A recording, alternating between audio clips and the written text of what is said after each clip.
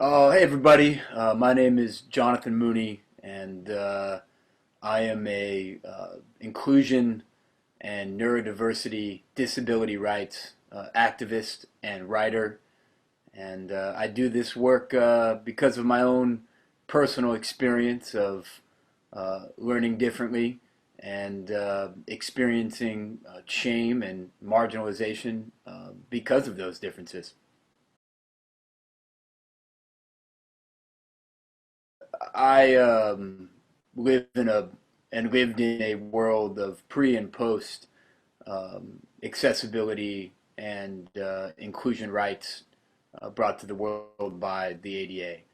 Um, the beginning part of my journey um, as a student with learning and attentional differences in the early 80s was a journey of exclusion and not inclusion. A journey of spending a lot of the day chilling out with the janitor in the hallway, being on a first name basis with Shirley, the receptionist in the principal's office, hiding in the bathroom to escape reading out loud with tears streaming down my face. It was also a journey of very traditional special education services that originated from the public policy of the Individuals with Disabilities Education Act. And the ADA and the IDEA are different things, and they have at their core, I think, a different philosophical uh, and institutional purpose. The IDEA, Individuals with Disabilities Education Act, which was historic in and of itself in the 70s, was about protecting everyone's right to an education in the least restrictive environment. And it birthed, and this was progress, special education as we know it. But unfortunately, special education as we know it morphed into trying to make the round peg fit the square hole. It was a remediation institution primarily. And when I became identified as somebody with learning and attentional differences, my educational experience in special education was all about trying to make me fit the so-called normal learner. You know, spent a lot of time trying to remediate my deficits of spelling, a lot of time trying to remediate my deficits around phonetic awareness and executive functioning. But the problem with that is, you know, when you try to make the round peg fit the square hole too much, eventually the peg breaks. It has damage done to its core. I had a plan for suicide when I was 12, and I generally grew up with a sense that I was not different, but deficient. Now, let me fast forward to my experience in higher education post the ADA, the Americans with Disabilities Act. And it was a revelation for me when I sort of limped and circuitously made my way to college to realize that I didn't have to fix myself to be included in education. I could get what was mandated under the ADA called accommodations. And those accommodations were not about making the round peg fit the square hole. Those accommodations was making the hole bigger. You know, I didn't have to fix my reading. I could get books on tape. I didn't have to fix my writing. I could dictate and use text-to-speech software. In short, it wasn't me who had to change, but the environment around me. And that was a revelation in my own life, my own sense of self. It helped me reframe my sense of self from being somebody who was deficient to somebody who was different. And perhaps more importantly, outside of my own journey, it was a revolution in our civil rights movement, a revolution grounded in the idea that disability is a form of human diversity, not deficiency, and we have an ethical and moral obligation in all of our institutions to be inclusive of that difference and not just be trying to remediate or eradicate that difference. So the ADA was a world changer for me. I think a profound piece of civil rights legislation for people with disabilities, but frankly, and I'm happy to reflect on this in a moment, frankly, a piece of civil rights legislation for everybody.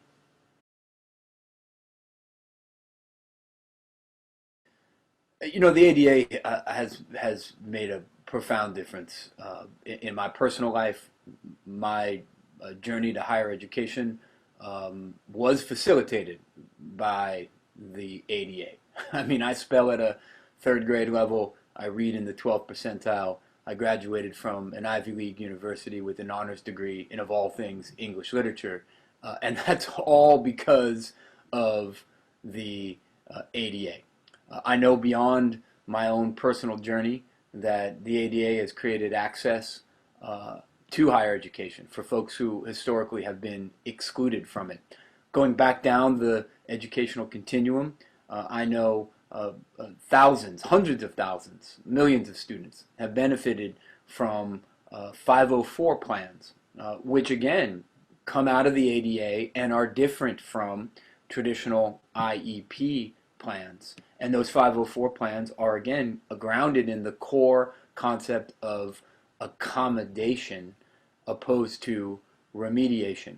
And then I know, run in parallel to the transformation of educational systems, the ADA has created access to economic opportunity for folks with atypical brains and bodies within the private sector. Most people forget in the ADA conversation that the ADA requires private sector employers to accommodate cognitive and physical differences within those places of business and those places of work. And that matters because folks with disabilities have unacceptably high unemployment rates. Pre the ADA, it's gotten a little bit better post the ADA, but it's still not good enough. We are left out of economic opportunity because of institutional bias around ableism and ability. The ADA, though, is a step forward, but I do think that it has limitations. And like any other step forward, we should hold it accountable for being a leap forward and not just incremental change. And the limitations are obviously political. There were many folks who resisted the ADA in its historical origin in the private sector, not wanting to make the so-called expensive changes necessary to be inclusive. We all know that many of the accommodations are cost neutral or beneficial to both education and private sector bottom line. But nonetheless, the limitations transcend that fundamental resistance to change that we always see. One of the primary limitations, and this is what I advocate for moving forward, it is the notion of accommodation. On one hand, the notion of accommodation is a monumental step forward from the previous paradigm of remediation when it came to cognitive and physical difference. But accommodation, which stipulates that the environment must change, not the person, accommodation does have a little bit of a negative connotation to it. You know, so it's a little bit like that word tolerance. You know, we tolerate something that we don't like all that much. Let me put it this way: when my mother-in-law comes to visit, you know, I don't celebrate her visit. You know, I accommodate her visit, right? So we have to go beyond accommodating cognitive and physical difference to building universally designed environments that are grounded in the reality of human cognitive and physical difference. Every single human being will experience disability at some point in their life journey. Environments can enable or disable even so-called able-bodied and able-minded folks. Disability is a social phenomena first and foremost before it's a embodied or medical phenomena. And the real opportunity of the legal framework and the culture that emerged around the ADA is to start to elevate this conversation of universal design. How we have an ethical and moral obligation to build environments that don't just work for some people, but ultimately work for all people. You know, our future, the future of folks with atypical brains who learn differently, which is the slice of the disability rights movement that I originate from. Folks with atypical bodies, but ultimately all of our futures is contingent upon us challenging two deeply held belief systems that are often unnamed and unchallenged. You know, first and foremost, we together have to challenge the medicalization of human difference. You know, when you look at the frameworks that were applied to my brain, they were inherently deficit-oriented and they were inherently medicalized. You know, look at the language that was applied to me. Jonathan has attention deficit, hyperactivity disorder. Jonathan has language processing disorder. Those are inherently sort of disease-based concepts. And they put the problem inside the person with a difference. And that's true of folks with learning and attentional differences. That's true with folks on the continuum and spectrum. That's true with a whole continuum of states of being that have been labeled less than.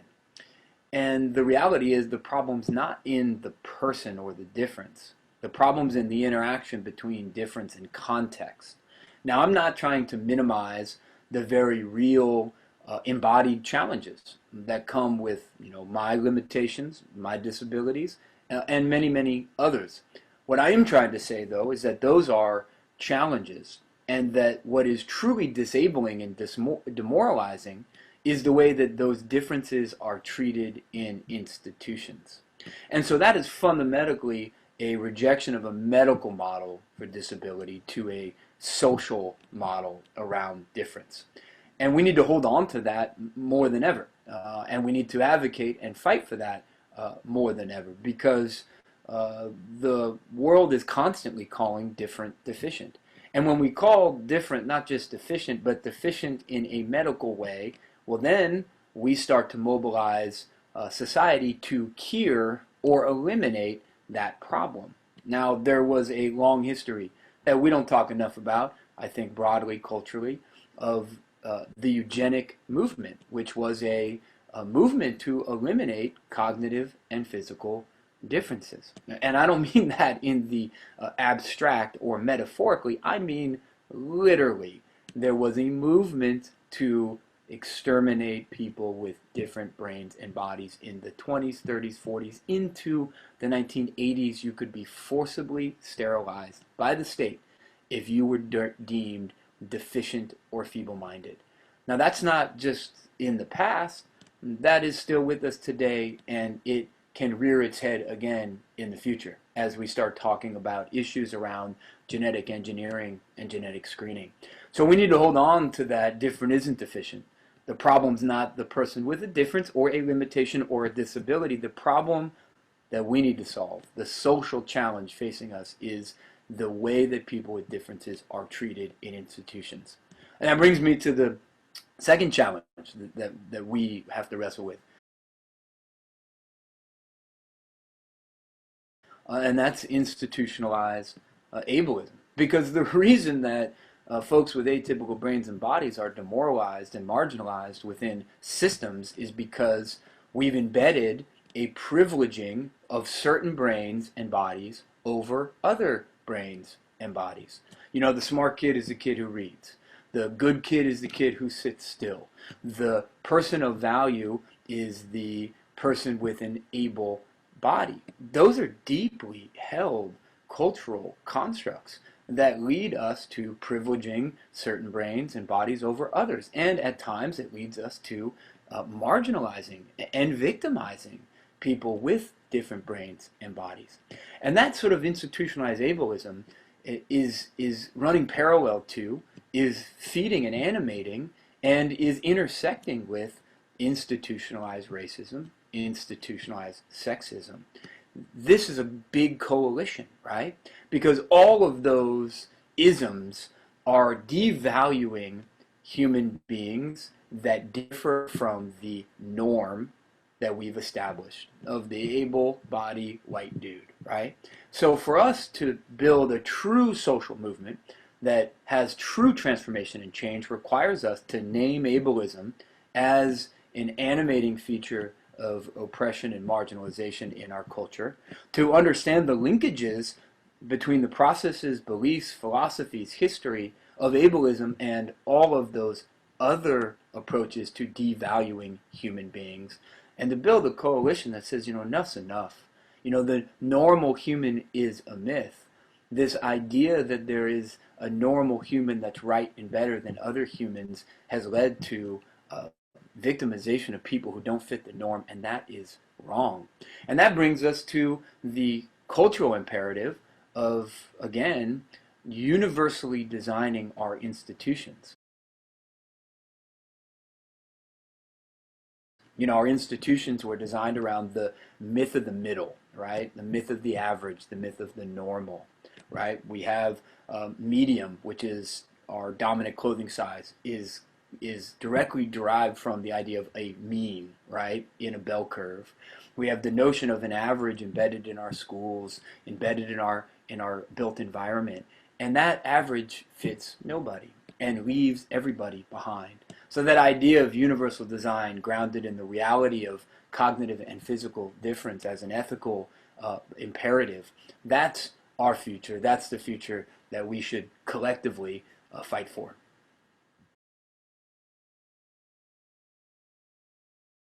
What should we do? What can we do? I wouldn't be the person I am today, wouldn't have went on the journey that I went on, from the kid in the hallway to the writer and advocate you see today, if it wasn't for my mom. Give you a mental image of my mom. My mom, not a tall woman, on a good day in high heels, she's like 4'11", and my mom has this very high-pitched, squeaky voice like Minnie Mouse, and my mom curses like a truck driver. So if you were a principal or teacher doing wrong by her son, you did not want cursing Minnie Mouse in your office, right? But that's where my mom was every day when things were going wrong for me. She fought for my right to be different. My mom would say to anyone who would listen, if my kid doesn't learn the way he's taught, then teach the way he learns. And she showed up. She had my back. She believed in me, she fought for me, she taught me I was worth fighting for, and eventually she taught me that I should fight for myself and for others. And that's where this starts, It ain't okay for a kid to be in the hallway all day long with the janitor. That's not right.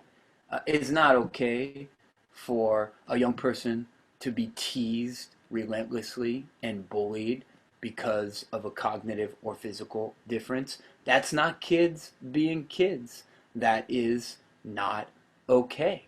It's not okay that folks with disabilities have the highest incarceration rate out of any group in this country. It's not okay that folks with disabilities have the lowest employment rate out of any group in this country. It's not okay. So what we can do moving forward is we can fight for the kid in our life. We can fight for that kid's friend. We can be an advocate and an upstander for the kid on our block who we don't know that well, but deserves to be treated with equity and respect. And then we can ultimately fight for a system where every single human being has a right to be different. That's what we can do, and that's what you can do, that's what I'll continue to do, and that's what brings real change, real impact, building a world that doesn't just work for some people, but ultimately works for all people.